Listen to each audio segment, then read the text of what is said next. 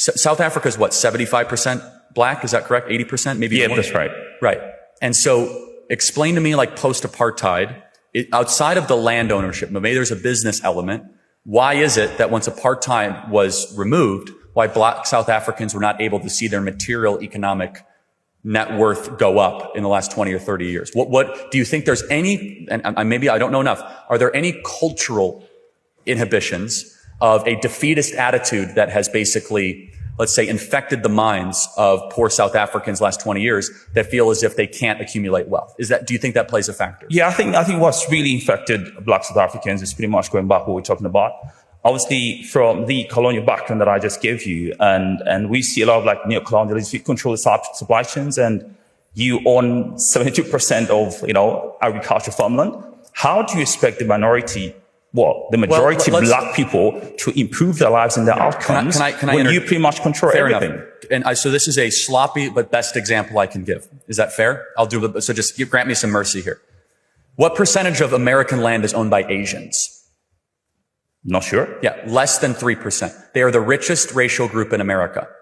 So maybe land ownership isn't the only thing that matters to get wealthy.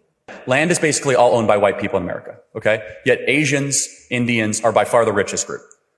So why is it that this particular group that happens to own the land and the supply chains, and we've admitted it's very hard to run this land, very hard to run this idea of farming in South Africa, it feels to me, I could be wrong, that it's a group of resentment-driven politics towards a group of people that own land instead of opportunity and empowerment-based politics, talking to the black majority about how they could build a better life for themselves instead of taking away other people's stuff. I don't know South African law enough. I don't know if it's a free market-based. I really don't. I'm not just playing cute.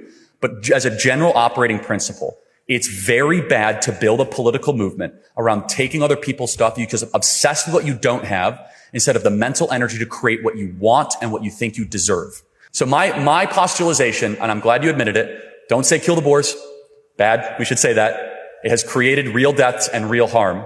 If I was in charge, which of course I'm not, I would spend all my time not saying kill the Boer, kill the Boer. I would say, my people, get your act together. Let's work harder. Let's prove the Boer wrong. Let's start a business. Let's build families. One is driven in resentment and greed and envy and confiscation, and one is rooted in creation and entrepreneurship and optimism. I'd like to see the latter.